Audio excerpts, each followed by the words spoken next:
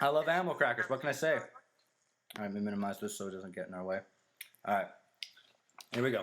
I think the "I love animal crackers" line should go into outtakes. Well, yeah, everything should go. I agree. Everything should go into outtakes because we're just so damn interesting. True. Oh, did I get volume check? Volume check's on. Okay, all right, here we go.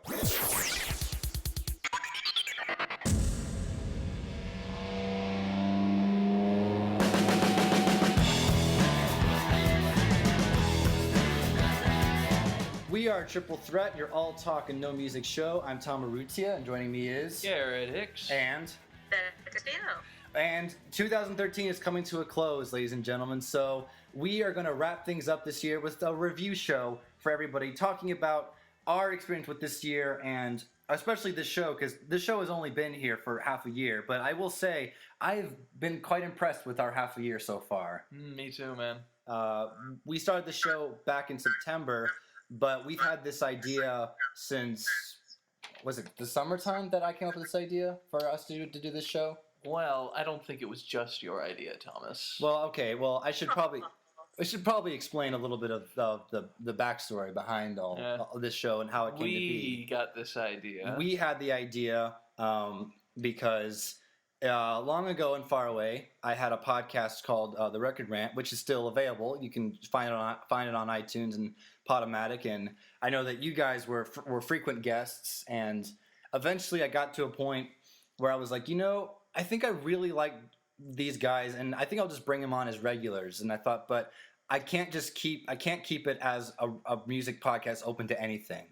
So we got to keep it simplified, so to speak. Yeah. So I remember I called you guys individually and said, okay, Record Rant Season 2 is almost done, and I really don't want to do Record Rant Season 3. I'm a little tired of it. I feel a little bit lonely, and I later found out that hardly anybody was listening anyway, so I figured, why? Yeah. So I think I called Becca first and told her about the idea about this show, Triple Threat, even though we didn't have a name yet. And I said, I have an idea for a show I'd like to do, because I was kind of in a low place, because I was like, I like doing what I'm doing, but I like these guys too, and I want to work with them the whole time. So I came up with the idea, and I believe Garrett is the one who came up with the actual name. Yeah, I had the name, and I also said we should do a show together. You called me, and I said, you know what? I was about to say that to you. When did you have this idea? I think it was over the summer when you called me about it. Okay, because I remembered specifically the show we did about our favorite vocals from Who songs, and how much fun that was. Oh, I'll say. It also came out as a damn good podcast, so. It actually is. I checked the statistics. It's actually one of our most popular. Excellent. On the Record Rant podcast. I shared it with a couple of people on some websites, and it got a lot of play. I can't tell you if nobody ever commented on it, but I know people have played it because I do get to see these statistics. That probably is a good place to start, really, because that episode was ancient history. January 5th of this year. Oh my gosh. We did that episode. Oh, that was almost a year ago. Yeah, but I actually had the idea of it, I think this time last year in 2012. I had the idea for the show while I was still working at the hotel. I remember it clearly. I was in this big freezing ice tent for the ice exhibit. Like you do. Yeah, yelling at little brats. And I was kind of like, you know what? I gotta do something for myself. I gotta do something, but I want to do it with something. And I was like, well, what's been done already? And I was like, well, we can't review an album because we've already done Quadrophenia. And I didn't really want to do the same artist twice. But then now I don't feel that way now about it because we have no choice to do the same artist twice. Yeah. And I was like, how can I avoid, I really want to talk about one of these bands, but how do I avoid getting out of this? And I was like, I know, we'll do a list. We'll do a list show. Exactly. And I thought, okay, what should we do? I was like, who? Okay, who? We can't do Pete's guitar playing because that's been done a lot. And we can't do John's bass because we can't hear it all that well. And most of the time. And we can't do Keith's drums because that's up to a certain point. Yeah. So I was like, what can we do? And I was like, the only member left is Roger. And I was like, Roger's the singer. Are we just going to do a whole list of Roger vocals? And I was like, no. Let's do all four of them. Yeah. Because I was like, they all did sing, and some of them are pretty damn good singers. Yeah. I love John's voice. Yeah, and then there's Keith. Yeah. Hey, now. He's the boy. Yeah. So I remember Man. I was so excited that like it was like instant in my brain. I was like, thank you, brain. You are so good to me for this idea. So I texted both of you. I said, come up with a list. Let's set the limit to 20. And later I found out, well, 20 is not enough. Oh. But we had to set a limit because we didn't want this to be an 8-hour show. Yeah, Uh, because Although it comes damn close to it every time. yeah, we say 8 hours, and it sounds like an exaggeration, but with us, it's not. We talk a lot of that. And I remember that day so specifically because I was trying to find my list, and I don't know about you guys, but I was kind of like, I really don't want to double up on anybody. I really don't. If somebody says a certain song, I want to be sneaky and not say that one as well. Yeah, you kept I saying think I like, scribbled you kind stole. of horribly on my arm 5 minutes before the show started and did the entire thing on the floor of the room where I keep my guitars. Did you really? So many of these where we've had to prepare lists have been so last minute on my part, and I feel like I should apologize, but then I get ones that you don't think of, and I'm like, wow, I thought of that 2 seconds before I turned on my computer. But also, you think of songs that I wouldn't have thought of because I went for the most obscure stuff, and then you mentioned something like Behind Blue Eyes, and I'm like, That was oh, not me. that was on your list. I'm very sure it was, or was that on your That list? was Garrett's, I'm pretty sure. Yeah. Well, someone said Behind Blue Eyes, and I was like, damn, that is really good choice. Duh. And I was like, I had a bit of a, but that was why I love that episode so much. And I don't know about you guys, but I actually find myself listening back to that episode and rediscovering the things about those songs that we all said. Yeah. And especially the songs that you guys picked are ones that, I'm going to be blunt, I would have never thought of until somebody pointed out, this is a good vocal. You need to check this out. Yeah. I would also like to point out that, we came to a consensus that I think is thoroughly deserved. That Love Reign Over Me has the best Who vocals of any song in the history of That was the only. I believe that was the only song that appeared on all 3 of our lists. Yeah, pretty much. Because we had a. If it didn't, then one of us would be an idiot. Yeah, because we all overlapped certain songs, but that was the one that really was like, I couldn't. You just, again, I went for the hardcore stuff, and I couldn't resist putting it in there. Yeah, you can't not put that on the list. No.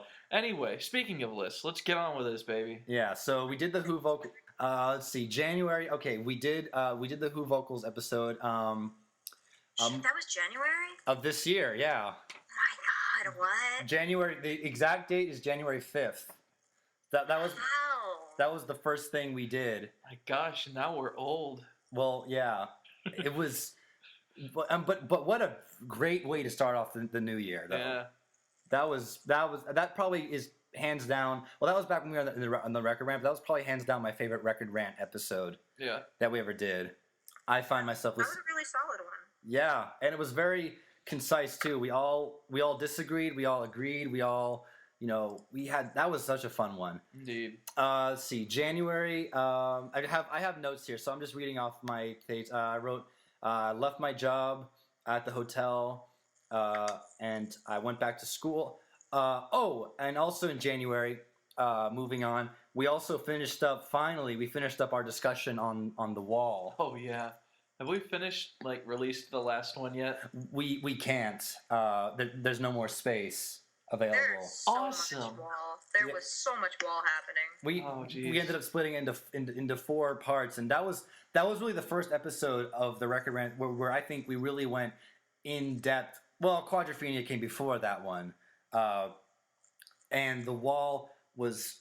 God, that was a monster in itself. Just recording all of that. Oh my gosh, yeah. That took us 2 months to do? 2 months to do. We started that back in the fall of 2012. Then this is funny. Then in January we did the second disc, and then in February I lost the first half of the first disc, so we had to go back and re-record it. That's right. So we actually did more talk on the wall than how long the album is. And probably longer than any of Roger Waters' shows. It was just insane. Yep. But I have to thank you guys for that, because that whole episode probably regained a interest in that album for me. Yeah, me too. All right. Well, I guess I'll keep going then. Yep.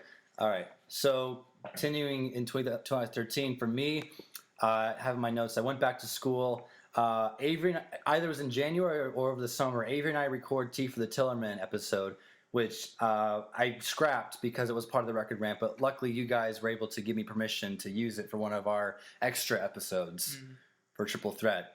And I have to say, listening back to that one as I was editing it, that was a real joy for that one. I really enjoyed that album. I still do, and I really enjoyed that podcast that Avery and I did. Couple things in 2013. In March, Avery, Peter, Chris, and I head out to Houston to see Tegan and Sarah live at the Warehouse Live. Boy, that was something. Yeah, I tell you, I've never seen more lesbians in one place than the Warehouse Live. You thought they were there as friends, and then you see them they kiss or something, and it's like, ugh, no thanks. And see what the next night was really the reason why. Oh, I should say with Tegan and Sarah, I always wanted to do an episode reviewing that show, but I never got around to it. But I remember just standing there, and I only knew like 5 of their songs, and they did those 5, and they had a new record out. People were going crazy, and I'm just standing there mindlessly enjoying the music, and people were probably looking at me like, dude, what's your problem? You should get into it.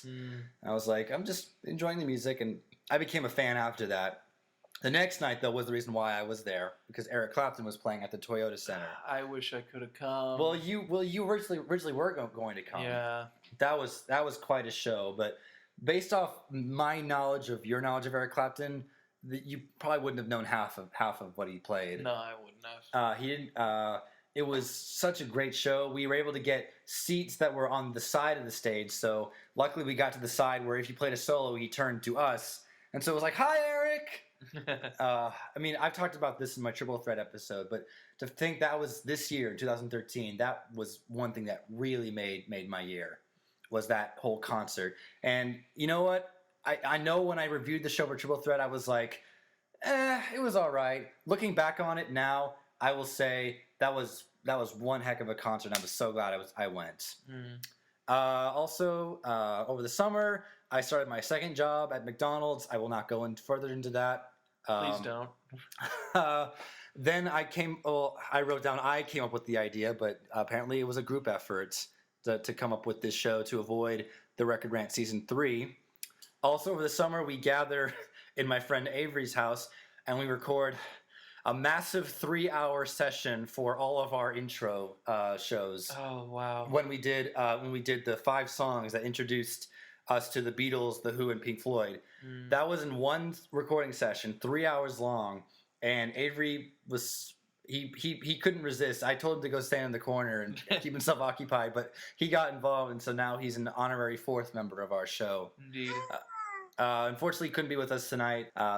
That's no biggie. I'm sure he probably would have the same thing as my list too, because basically a lot of the stuff we've done together. Avery joins in. Yeah, Avery joins in for our show. We did that. That was actually one of my favorites because the fact that it was our first episode and it went so smoothly right then and there. Yeah, it really showed us, at least it showed me that, yeah, we can do this. That we can work with each other and we can annoy each other, but we can also be friendly with each other, so to speak. Also, in the summertime, Garrett's brilliant idea. I didn't think of this, to do a show covering the 3 albums that were the big ones, so to speak: Sgt. Pepper, Tommy, and The Dark Side of the Moon. And I was like, we actually probably should do those albums first, because most times you'd save them for last. We did Sgt. Pepper first. We actually did them in that order. We did Sgt. Pepper first, then Tommy, and then Dark Side of the Moon. All 3, I wrote my notes, all 3 were recorded in different recording spots. If you want to be technical. Sgt. Pepper was recorded in my bedroom, Tommy was recorded at Garrett's house, and Dark Side of the Moon was recorded in the study room of my college dorm. Oh, yeah. which explains, if you listen to it, has a bit of echo on it. Right. Because I'm the only one there. And those were fun shows because we were able to dissect and say, you know what, some of this album is not all that great, or I was able to get off my chest that I don't like Welcome from Tommy. Oh, well, who does? I was just so relieved because one reason why I started this show was because I was like, on Record Rant, I had to agree with a lot of stuff. I had to say, I like this, I recommend this, go get it. And when I started Triple Threat, I was like, you know what? If I don't like something, I'm going to say I don't like something. Yeah. And I'm sure we all do not like a lot of things, and unfortunately we'll probably get to those shows once we run out of topics. That's true. As much as we go through stuff that we like and that we'd recommend, I'm actually kind of looking forward to the shows where it's just filled with us going, "Oh, not this song," That repeatedly. Always funny. Yeah, those are always funny when you have to go through those torture, or you go through Magical Mystery Tour the movie, and the whole 50-minute show is us going, bad Beatles. Tom mentions this because he just saw Magical Mystery Tour. Don't. It's 50 minutes of your life you wish you got back. No. I got to the flying, so I had to get up. It's 45 minutes of your life. But the 5-minute recording of "I Am the Walrus" is it's totally actually, worth it's it. Worth it. Yeah. So just find that on YouTube and have done with it. Just watch that, or find someone on YouTube who actually does a commentary throughout the whole movie. Oh yeah, those are great, and we'll probably do one if we ever have the balls to watch it again. I also wrote. Have fun with that. I'll sit that one out. The last thing on my list in the fall, Garrett, Avery, and I record an episode, the first in our Underdog series of Brainwashed by George Harrison. Yeah. And that is probably so far my favorite Triple Threat episode that we've ever done, because listening back to that, especially editing it and hearing all of our takes on all of the songs, I was like, you know what? I really like this album a lot more than I used to. Yeah. Because that's one of the best things I love about these dissecting shows, is that we can take something and say, wow, that made the song so much better, or that made this album so much better. And it was so fun to compare Brainwash, because the three of us each had a different favorite song on that album. And most of us agreed we liked it, and then we got to the song Brainwashed, and Avery and I kind of had fun poking fun at Garrett, who didn't like it. Didn't like all of it. Yeah. It renewed my interest. And then finally, probably the thing that's going to go down in history as my favorite thing from 2013, November 8th, I sit down and talk to Ron Geeson. So cool. that is probably, that was such a thrill. I called Becca, I called you right after I was done, and you saw my reaction. You were going to explode, and rightfully so. I was rightfully so. I was just about to. He was so polite. He was smart. He was witty. And even though I said it at one point in the interview, I don't want to give too much away because I want to have something people to read. And he comes back with, "You're a good man. Yes, a very smart idea." But then I asked him a question later about something that was in the book, and he said, "Well, to turn your phrase against you." I was like, "Oh, right." But I think he was so comfortable knowing that we knew his history, and the fact that I actually had to read his book. I read it the night before. Shows how dedicated I was. Was that the time that we said our goodbyes and love was in your eyes? Yeah. Wrong band, buddy. I think once we established the fact that we were glad to talk to him, and the fact that we knew our history, he gave such great answers, and I was so grateful that you guys, well, except Becca, contributed questions, because Becca said that we took all of yours. Well. But it was so, I was able to ask him geeky questions, struggle questions. I asked Avery if he had anything to ask, and Avery, he had no idea who Ron Geeson was, and the running joke Poor is... shame. Oh my gosh, no, his question was really good. And the thing was, Avery has this ongoing thing of Aquaman is the greatest superhero of all time. So he put that in the question, do you think Aquaman is the greatest superhero of all time? And the interview was almost up, and I had my notes, and I was like, you know what? While I've got his attention... Might as well ask him. And he howled with laughter that I would ask such a question. Yeah. And he was just going, I have no idea. And it was so incredible. That was probably the highlight of my big year. And you know, I always made the joke when I told people, I said, I'm going to interview Ron Geeson. Who? And that silence was from everybody who cared. I was, I could probably... Becca said it perfectly. 20 years from now, if I'm feeling crappy, I'm going to look back on that and go, hell, I talked to Ron Geeson. Yeah.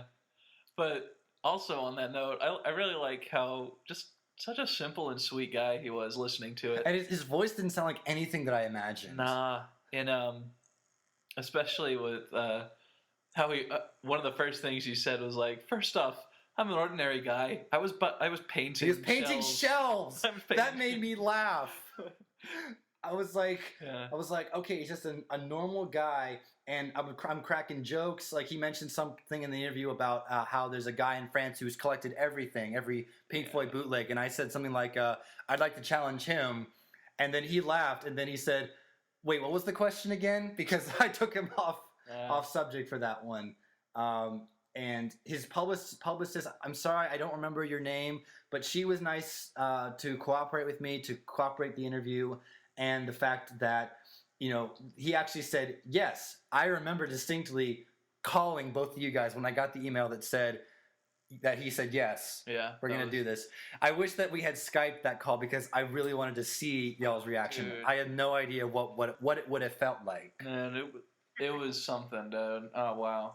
And then the final thing about that interview, and this is kind of a shout out, is that at the end of the interview, I asked him if he could give us a shout out and say something like, "Hi, this is Ron Geeson, you're listening to Triple Threat," and I said our names are Tom, Garrett, and Becca, and then he went on for a whole minute about how awesome Becca's name was.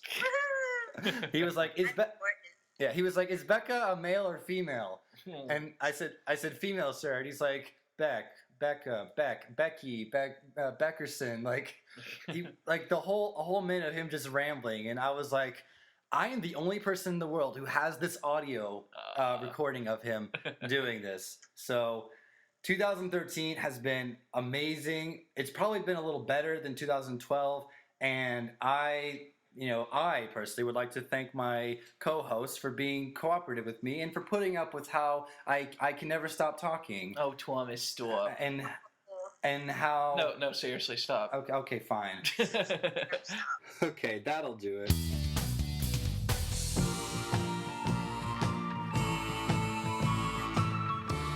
Hi everyone, this is Tom Maruzia, one of the hosts of Triple Threat. Be sure to join me, Garrett, and Becca next episode for our look at what is considered by many to be the greatest album of all time.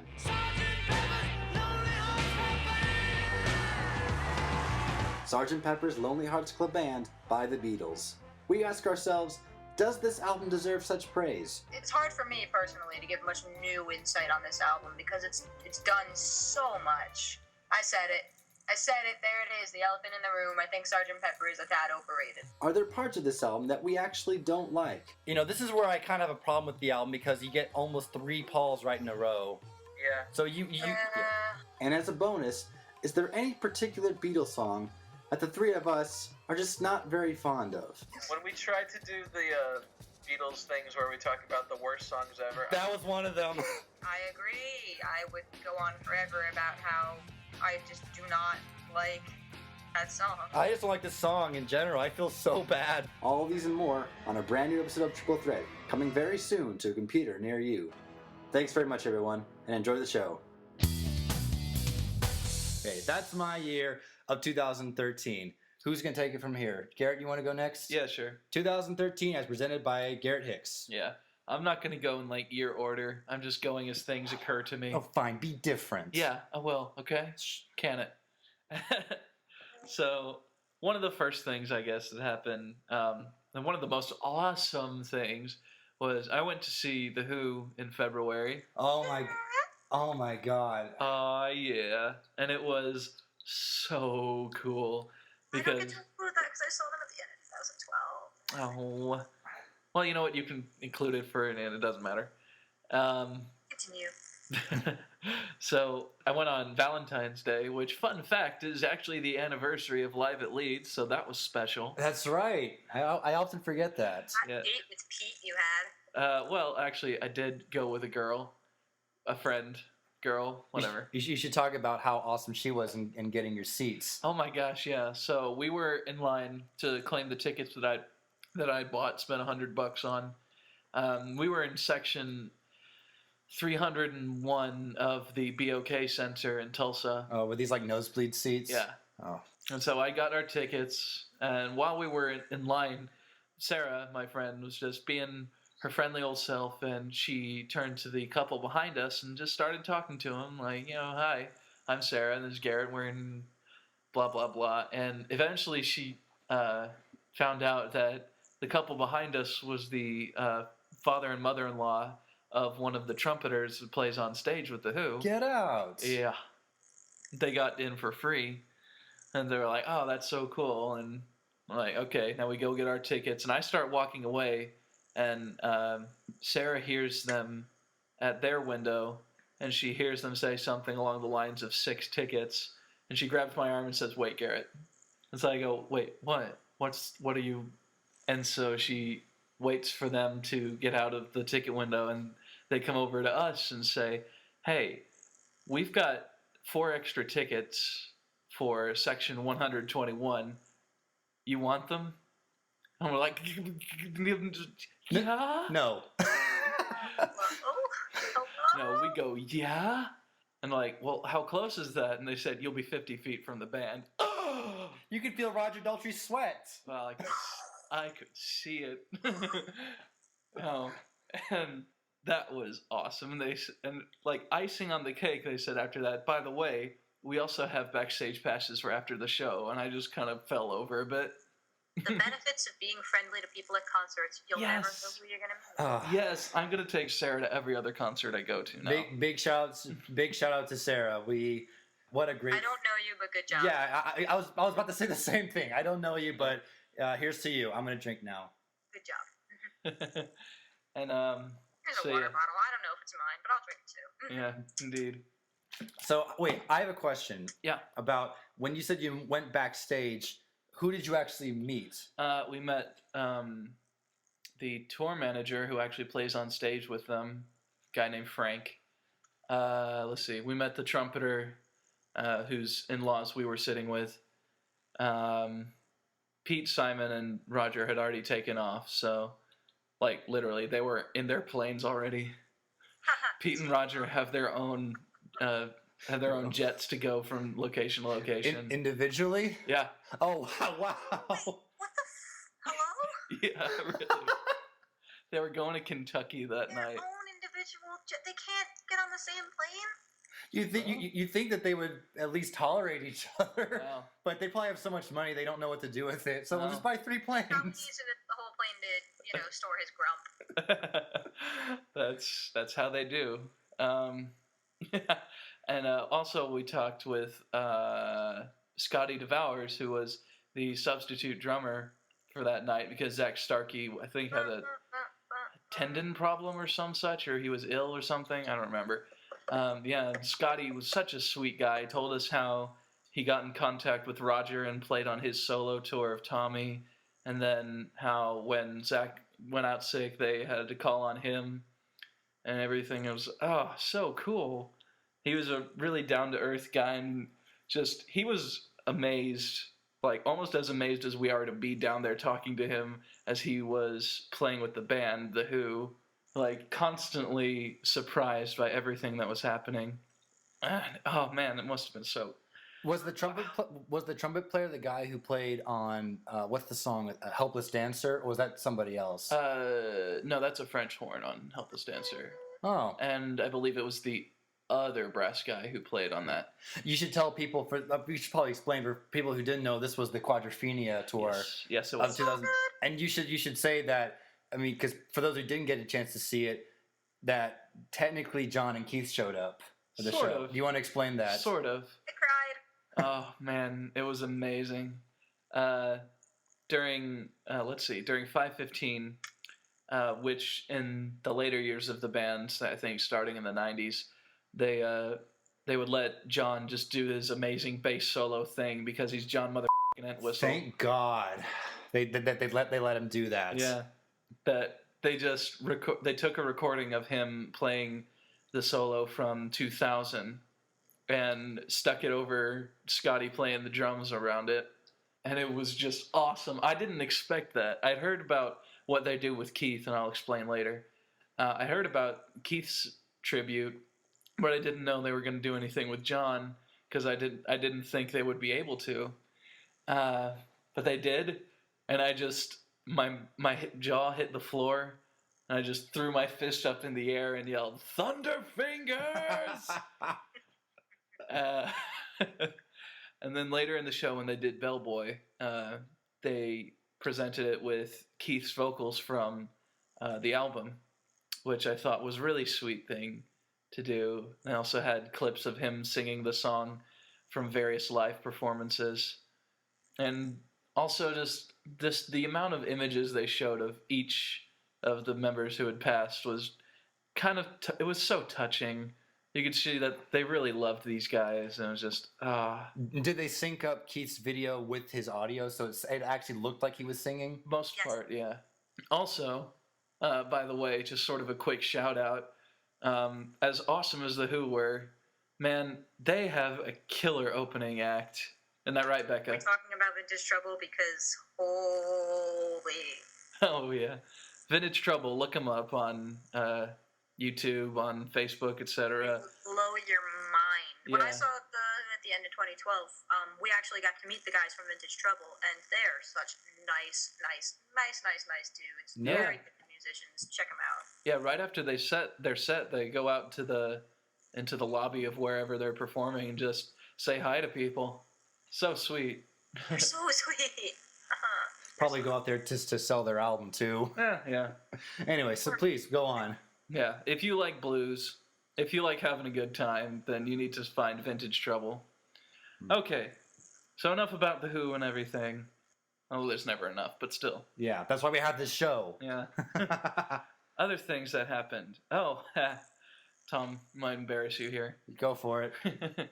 Over the summer, I remembered that Tom had once demoed a song for me that he called Cooking on the Bayou, something like that. I believe that the title was a barrel full of fish and a frying pan full of butter. Yeah. And It was a short riff that I had written, and I kind of wrote words just gibberish, and that was what came out of my mouth. yeah. And it just so happened that while I was working at my grandpa's over the summer, that my dad and brothers came by. We caught some fish on Broken Bow Lake and threw them on a pan, had ourselves a fish fry. And I thought, you know what? I'm going to add some lyrics to this song that Tom wrote. And so... It wasn't a song, it was just a riff, really. Well, yeah. You started with a verse. Yeah.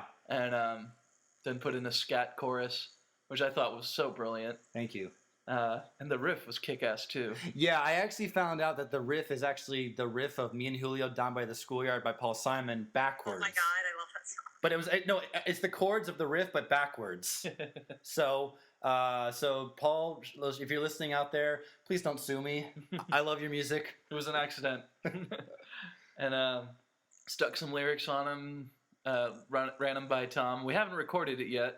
I want to do that eventually. I'd have to remember. Do it. I'd have to remember how it went. I actually you reminded me. I'm kind of remembering how it went, and I'm kind of remembering some of the lyrics. I put lyrics in quote because I was just scat singing, and those were just the words that came out. Yeah, I mentioned I was working at my grandpa's. That's another highlight of my year.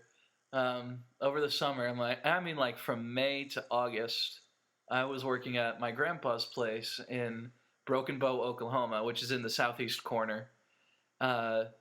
And my grandpa has this place down there in the Beavers Bend State Park. He calls it the Beavers Bend Depot, and it's got a little train down there that goes on a 20-minute ride. We've all seen the picture. Oh, well. Oh yeah. And It's the conductor. yeah, a 45-minute horse ride that we go around in the forest, and a concession stand. It's just a good old time, and y'all should definitely come by if you ever find yourself in southeastern Oklahoma. Definitely. That goes for you, listeners. And especially you, Becca, since you can teleport, remember?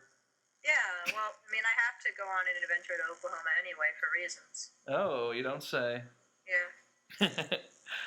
Oh, and also that summer, I got old, too. I turned 20.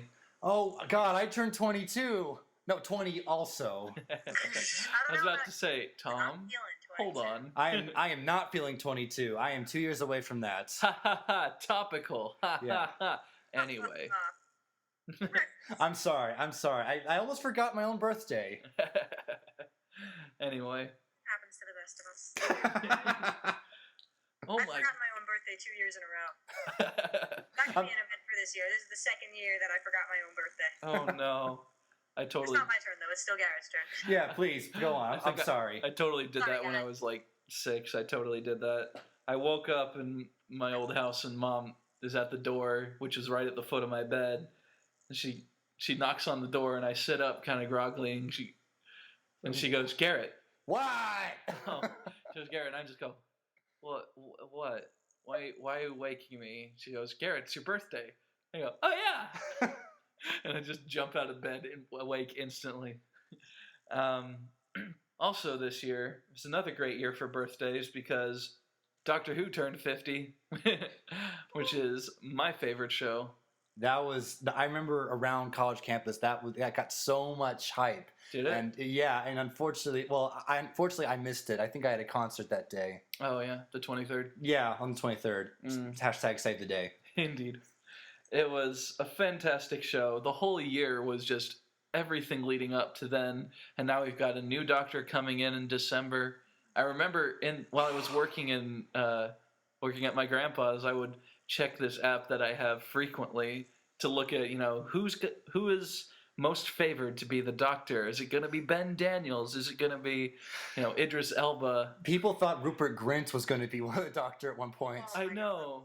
For those who don't know, Rupert Grint is Ron Weasley from the Harry Potter movies. And, I looked at it and I was like, I am okay with this being a possibility. The only good thing about that was that he would have made Emma Watson his companion, and then I would have watched more. Oh, well, I don't think they would go that far. Maybe a guest star in an episode, but... Yeah, but the reason why from what I heard, and Avery's really knowledgeable, the reason why they wouldn't use Rupert is that he's a little too famous. Yeah, I would say so. To be in that role. He's also on the younger side as well. Right. Not like the doctor they have now, who's on the older side. Yeah, the next one. Oh my gosh, I'm so looking forward to Peter it. Capaldi. He got so much hate around campus as well when he was announced. Oh no. Because all the girls were like, "We drooled over Matt Smith and David Tennant, and now you're giving us this creepy old dude." Well, you know what? I think he looks very classy. He does, and I was like, you know what? They wouldn't have hired him if they didn't have a reason for it. Indeed. So I really look forward to also the new plot things that are going on thanks to the Day of the Doctor special. Wow. That just kind of blew my mind a bit. Anyway, enough about that. Geek out over. Now time. Oh, geez. Why did I write this? Well, first, as a bit of background, I started reading group at OU. You wrote this. Well, yeah. Cute. Stop. I started. I'm just going to talk about the reading group for now, where we read the graphic novel Watchmen, which is probably one of my favorite books of all time, and definitely one of my favorite graphic novels. And we read that for the entire semester, and then watched the movie. That was during our Ice Out weekend, where everybody was told to stay home or stuff because no classes today. And so we watched the movie that afternoon. I wish we could have had more people show up, but such is life. And so that was so much fun. I loved meeting every week and talking about a book that I love. It's kind of like the podcast that we do, except I'm the host and the listeners are actually interactive, whatever the word. Mm-hmm. And we don't get together every week. Well, yeah, that's true. I wish we could. We need to make that a thing, you guys. Well, we could, but the three of us are very busy. So we said this before.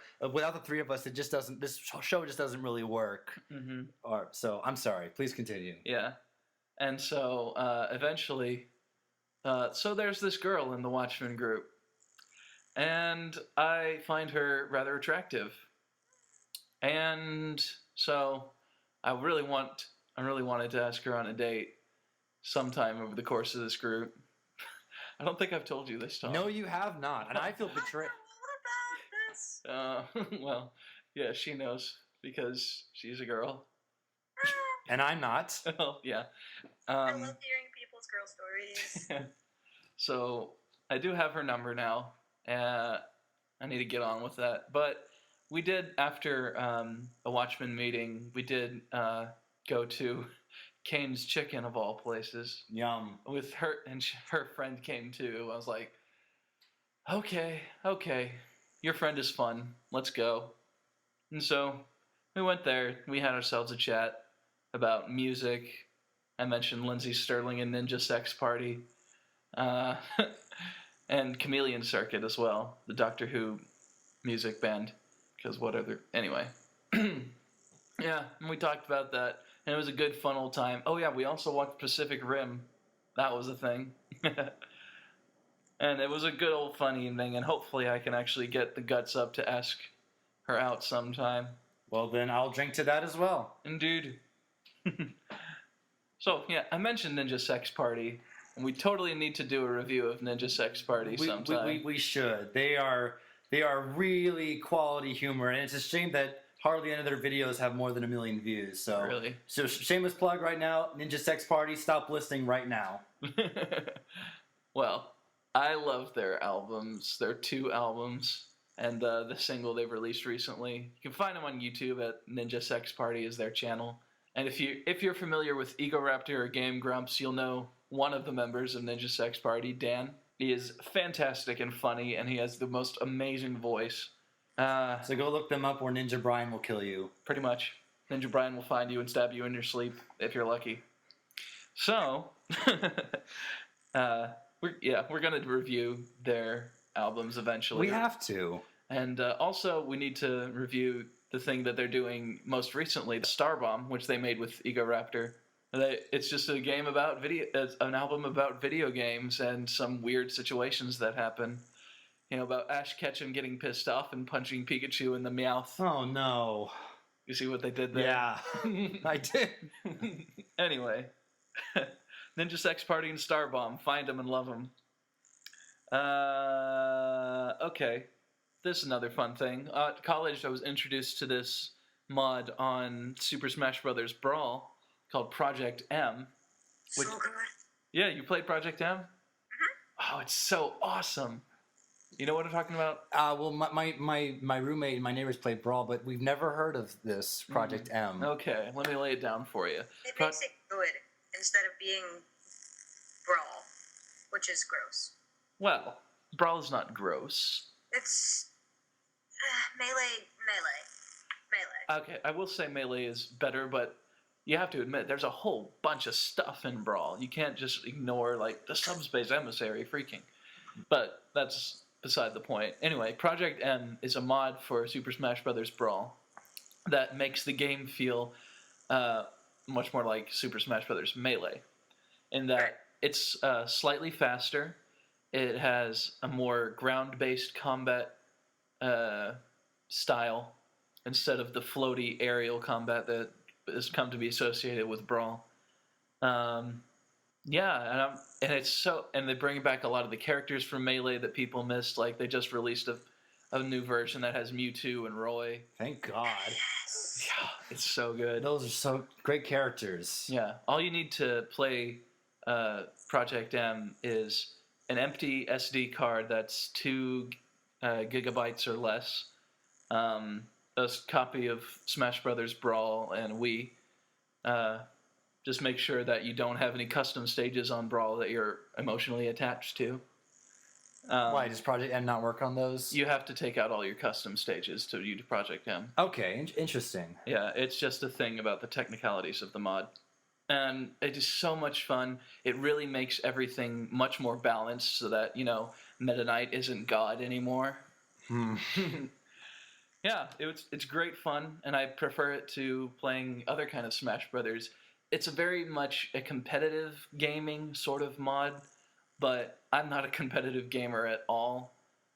So I just like it because it's a more balanced experience and anyone can have fun with it. I'm honestly going to have to try this now. It's also highly customizable. It comes with a lot of different textures and skins for every character, and you can put your own music on it. It's so cool. Wow. Yeah. Okay. Other things that happened this year. I feel so uneducated. I've never heard of this. Hey, it's okay. I'd never heard of it either, but apparently it's been going on for years. like since Brawl came out, people were like, "This sucks." Well, now I don't know if that's what they sound like. I'm sure. Yeah. Anyways, I'll show it to you sometime. please. Okay, next thing that happened. I was in a film class this semester. Why is that important? I'll tell you why. Because I know this. Because I watched some damn good movies. We would watch movies every Wednesday. And so it started off with Die Hard, which, believe it or not, I'd actually not seen before this year. And it's so cool. You're not alone. It's a great Christmas movie, actually. It's just a Christmas movie, whether you like it or not. Because what other action movie can get away with ending with "Let It Snow"? That's probably true. I also watched, the movie. I watched me some Casablanca, which is actually excellent. I didn't know if I would like it as much as I did, and I thought it was really, really good. One of my favorite movies to watch there was Psycho, Alfred Hitchcock's Psycho, which I'd never seen before either. All of these I'd never seen before. And my gosh, I loved Psycho. I loved it so much that I even found the not-so-good sequels and watched all three of them. Oh, God. Did you watch the one with Vince Vaughn? No, that's a remake, and that sucks. Don't. I saw a comparison of this shower scene from the original and the remake of Psycho, and I'm like, how can something that is done literally shot by shot remade still suck? Yeah. I don't understand how they could take it and just, the only difference really being color, and just completely suck the life out of an intense and amazing scene. Anyway, that's for another time. We might review Psycho. If we ever review Psycho. And probably one of my favorite movies that we watched was The Graduate. That one movie that has that one guy who became famous afterward. Yeah, this is the only movie that the ones you've mentioned that I actually had seen before. Yeah. And thanks to you, I actually rewatched it because I saw it my freshman year of high school, and I was not aware there was going to be so much sex in it, and I was slightly uncomfortable. Yeah, it's a good movie. It is a really good movie, especially because the soundtrack is by Simon and Garfunkel. Soundtrack is badass. Yeah. I mean, I'm a huge Simon and Garfunkel fan. Yeah. And so I'm biased to say that's a great soundtrack. Yeah. I also loved it mainly because I'd never really listened that much to Simon and Garfunkel, but it made me really step back and take a look at some of the songs they used, especially Sound of Silence, which, first off, is an amazing song. Second off, was used to such great effect in that movie. In fact, I wrote a paper about how they used the song in the movie for that class. Anyway, and I really want to make a cover of that. Tom, you should help me out. We'll see what I can do. Also, The Graduate really spoke to me on a personal note because it's about a guy who has no idea what he wants to do with his life. And I'm like, I can relate. Everybody goes through that. Mm-hmm. And was that it? For the most part, yeah. I just really want to point out that this podcast sometimes is what really kept me going throughout the year. What do you mean? Is that I could, step back from my schoolwork and say, you know what, we're going to record a podcast this weekend. I can do this.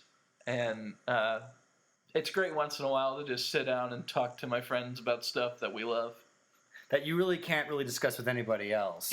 Yeah, especially. That's one of the glory things. That's why I was glad I know you, I knew Avery, and even though I only knew Becca for 1 week in person, it's still, here we are a whole year later. Wow, I didn't even think of that. Mm.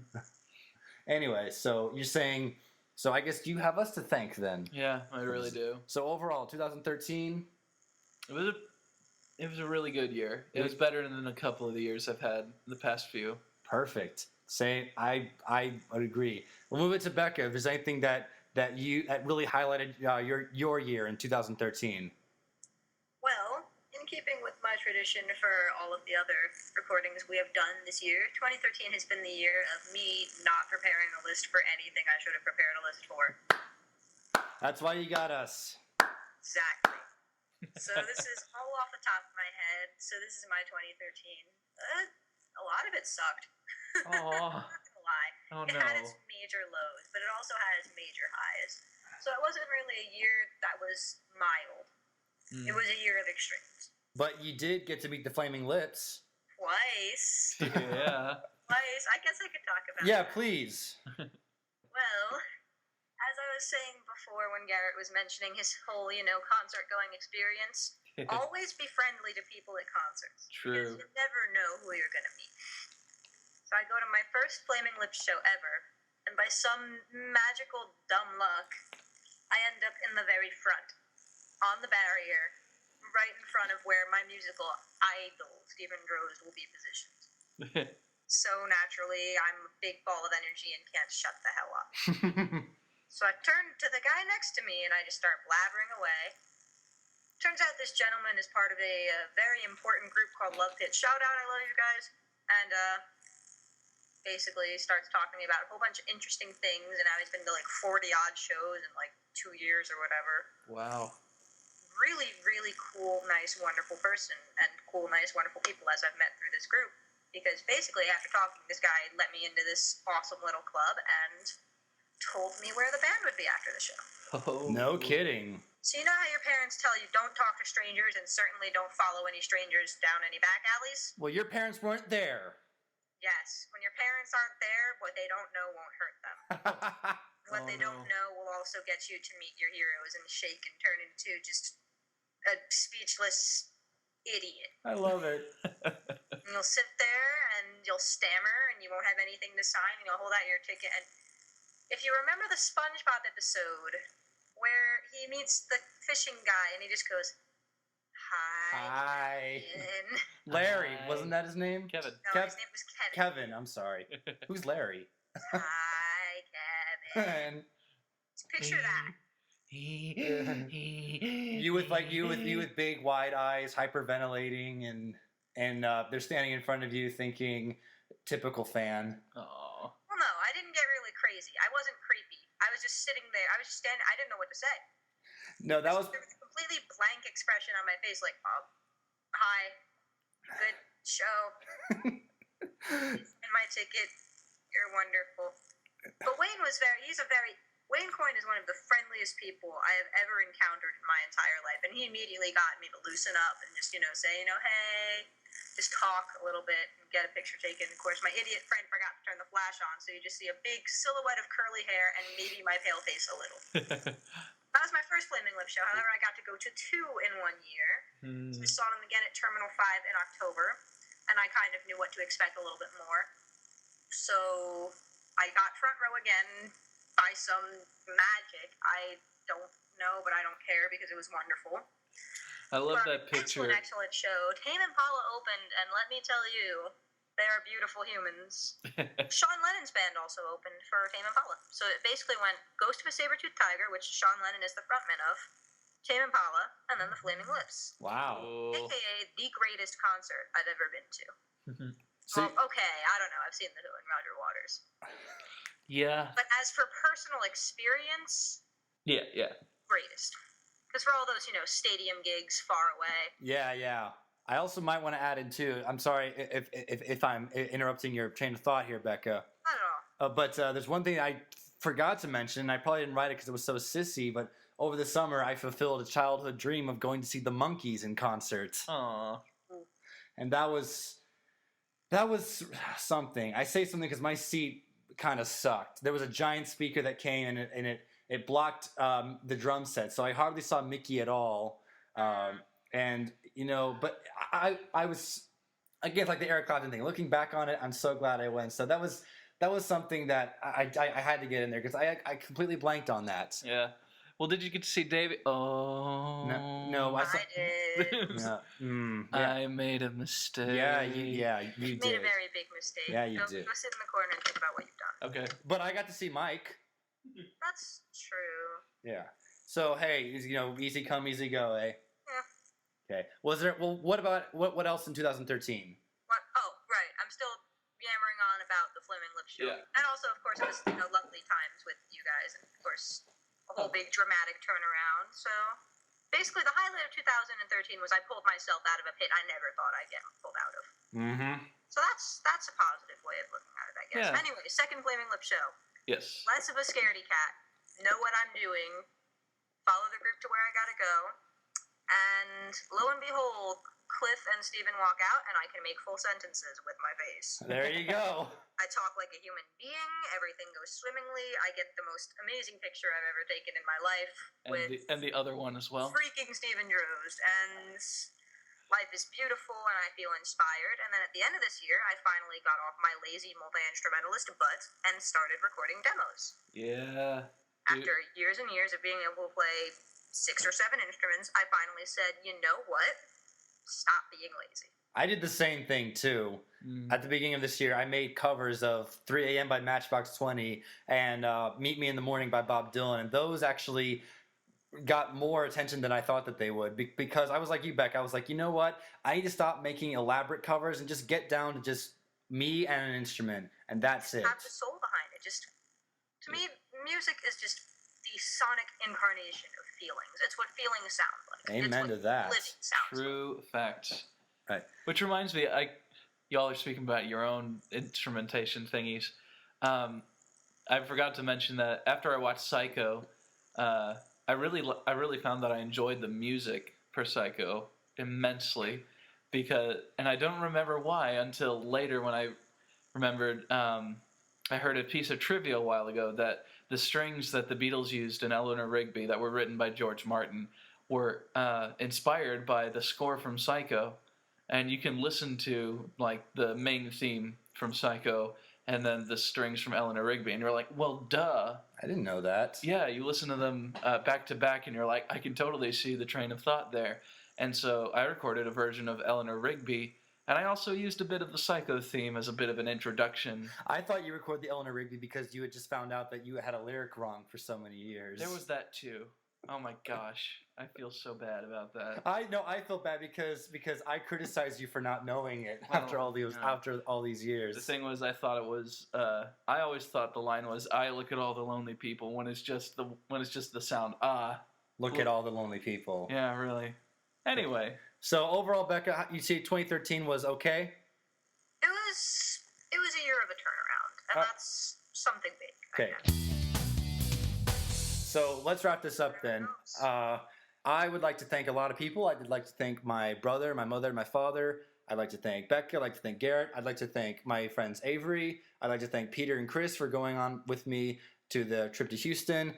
I'd like to thank a whole bunch of people for making this a great year. And I hope you all out there have many things to be thankful for. And be sure to listen to Triple Threat in the near future. I would like to thank, of course, my parents, my brothers Joel, Aaron, my sister Caroline, who's also another after my own musical heart, my sister. Love you, girl. My best friends, especially you guys. Even though we've never actually met in person, Becca, we need to do that eventually. I have to go to Oklahoma for reasons. Let's see. Also want to thank my friend Brennan from Kansas who introduced me to Project M. I want to thank Ninja Sex Party for being awesome, but you probably already knew that. Well, yeah, he says it in every song. Let's see. You want to wish anybody out there a happy holidays? I want to thank Matt Smith for being my favorite doctor ever. Oh, God. And I'm going to miss you, but I'm looking forward to the rest of Doctor Who. And I want to thank Liz for making a cameo appearance in this review. Go out on a date with me, please. Please do. Please do. I'm desperate and lonely. This is how I ask girls out over a podcast. Not for his, please for mine. Yeah, and Beck and I could back us up on it, so she can't say no. I'm a cool guy, don't worry about it. Thank my Watchmen reading group and Alan Moore and Dave Gibbons for writing and illustrating Watchmen. Oh my gosh. This year is so full of everything. Oh, and of course, Sarah, you are the best friend ever to go to concerts with. I love you. And probably thank The Who for putting on an awesome show. Of course, yes, totally. Okay. And I want to thank, last one, I promise. I want to thank David Gilmour for making another album coming out sometime. We forgot to mention that. I know, I'm so excited. Oh my God. We forgot to mention new albums by David and Roger coming out next year. Well, Roger, whatever, but I can't David. wait if he tours, I'm gonna die. I'm gonna actually explode. We should probably thank the Who because they're going to be touring and wrapping up touring in the next few years. Yeah, they're going to end their tour in 2015. And it's going to be awesome, and I'm going to go see it and be like front That's row. right. Yeah. Anyway, so all right. Oh, also want to thank Lindsay Sterling. You're awesome, and I want to marry you. But yeah, so move over, Liz. Oh, stop. Becca, do you want to thank anyone for 2013? Do I have to thank anybody? I don't like anybody. Okay, all right. And that's all, folks. Goodbye. Thank you. I mean, I guess I should thank my family for birthing me, because then fun things wouldn't happen if I wasn't a sentient being. I should thank you guys, because you're lovely humans and keep me sane in times of whatever. Yeah, exactly. And let me talk about the only thing that I do like. In times of trouble. Music. Yeah. That's what we're I here should for, too. thank any musicians who have ever had some sort of influence on my life in any way, shape, or form. You want to thank? Oh, you're so welcome. You want to thank the Flaming Lips for making your year? I'd like to thank the Flaming Lips for keeping me alive. Specifically. Yeah. Pretty much. I'd like to. This isn't Thanksgiving. We are giving thanks for the year. Yeah, really. Okay, so from all of us at Triple Threat, I have been joined by Garrett Hicks. Say goodbye. Bye-bye. By Becca Cristino. Goodbye. And this is Tom Rutia saying bye-bye to everybody and listen to Triple Threat in the next year. And Hey, guys, guess what? what? We went through a whole episode without Becca geeking out about Rick White. Oh. Who's Rick White? Rick Wright, dang it. Rick what? There Rick you Wright. go, son. Oh wait, that's right. Did you stop recording? No, I didn't because Well, it wouldn't be a triple threat without me saying something about Rick Wright, would it? no, it would not. That's Oh, what makes our episode. So goodbye, everybody. Happy holiday season. Make sure you drink lots of eggnog and be sure to tune in next year because we got some exciting stuff you won't want to miss. Bye. Bye. Shut up about Rick Wright. Bye. Bye.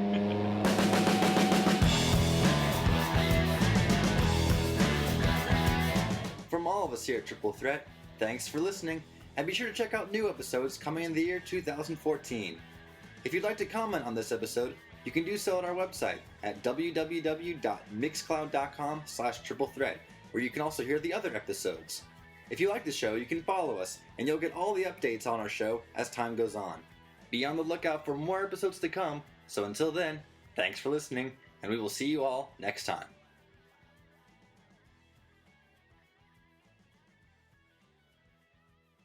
Well, I'd like to turn the tables a little bit. Nice segue. Give me that. Yeah. And it's not because we're sitting at a table recording this. You can bleep that if you need to. Yeah, I will. And especially, I lost my train of thought. We'll edit that out. And you gave Brainwashed a 4. Yeah. So we're still waiting on that perfect rating for you. Okay. I think, to be fair, it's already an album that we've looked at. I would say Quadrophenia gets a 5 out of 5 TARDISes. We'll definitely get around to re-recording that episode. I think that'd be a good idea. Well, yeah, Garrett and I did it like last summer, and now that so much has happened, we have probably new perspectives on it. Yeah. Okay. Spoilers. Yes. Well, I know my favorite song was Any Road. So good. Yeah. Do you remember the other ones, Becca? No. Stuck Inside a Cloud and Pisces Fish? Yeah, those are the other two. One of them is Avery's favorite, and one of them is my favorite. I think yours is Pisces Fish. No, mine was Stuck Inside a Cloud. I adore that song, and Avery's was Pisces Fish. Yeah. So you were close. Yeah, you got those two mixed up. Okay. Only because I know my own preference. All right. Woohoo. What Beatles song has Becca said she once played at her wedding? Becca, you cannot answer this one.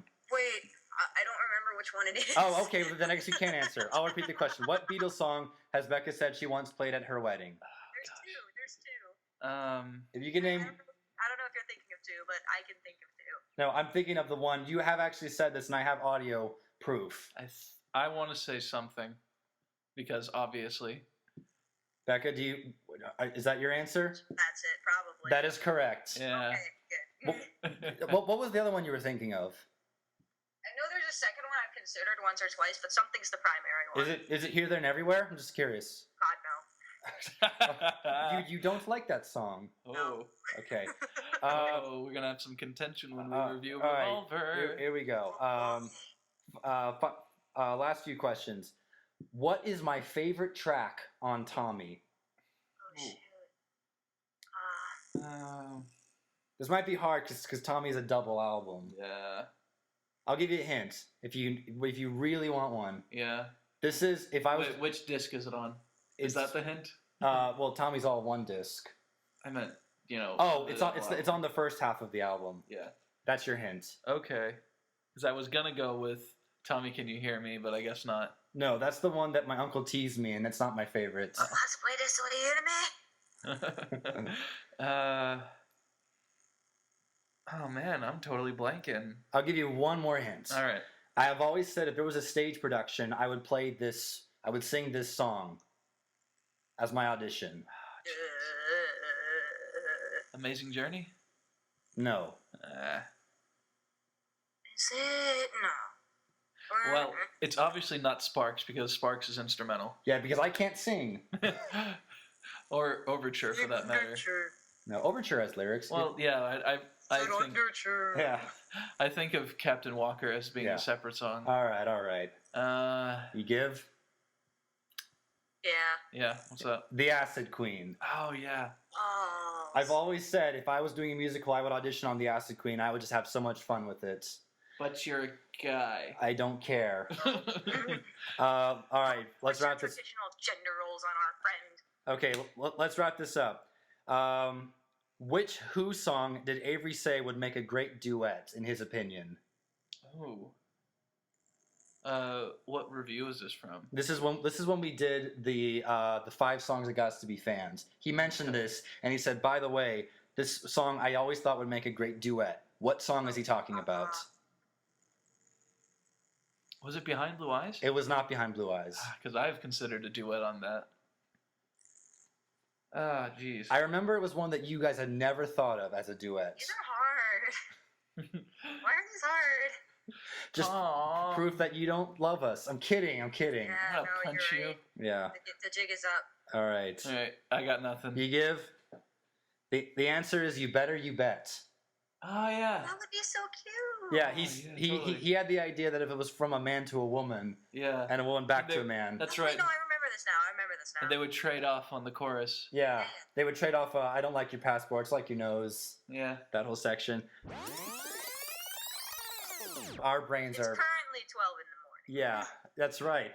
Over at your time. So let's wrap this up Eastern then. time is disgusting. Oh my gosh, it's tomorrow where Yeah. she is. Yeah. So let's wrap this up then. I'll be the Acid Queen in a show. Then you can come see me. There you go. And I'd have to go see that. yeah. And also the Flaming Lips will be there. I need to go to the womb. I actually found out that I actually lied a bunch during the Who Vocals episode. How dare you? Because whoever had however much I booze on their list, I think it was you. That was me.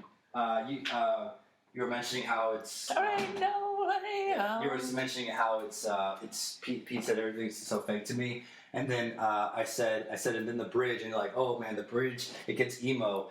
I didn't even know the song had a bridge. Because Who by Numbers was actually one of those albums that I avoided for the most part. Understandably. It's still. I think in The Amazing Journey, they only touch on it for like half a minute, and then they just move on. They just said that it was a bad time. Yeah. They didn't talk much about Who Are You either. I think they would have. No. But Pete doesn't mention it much in Who I Am. Mm-hmm. He just says that it was a bad time. There was a bunch of crap going down, and a lot of it was that Keith was in such poor health that he couldn't do jack. I feel bad. The last few albums, Who by Numbers and Who Are You, I actually don't listen to very much because I don't want to listen. I don't want to hear how bad the band was. Yeah. I would still say that both of them are still leagues better than either of the post-Keith albums. Oh, Face Dances and It's Hard. Yeah, which are actually... Face Dances is good. It's hard. I can listen to it once in a while. Yeah, I bought it with the one with the bonus tracks, and Yeah. I heard Athena, and I was like, "What the hell is this?" There are a couple of songs on those albums that I've Known No War is pretty good. Yeah, it is. I really like You. Yeah, You is a standout. I always make the joke that if we ever do that one, I'll have to strain my way through it because most of the songs I have no opinion on. And it's hard to... See what I did there? Yeah, it's hard. It's tough to give them a fair review because it's The Who that's not The Who. They tried. Yeah. They tried.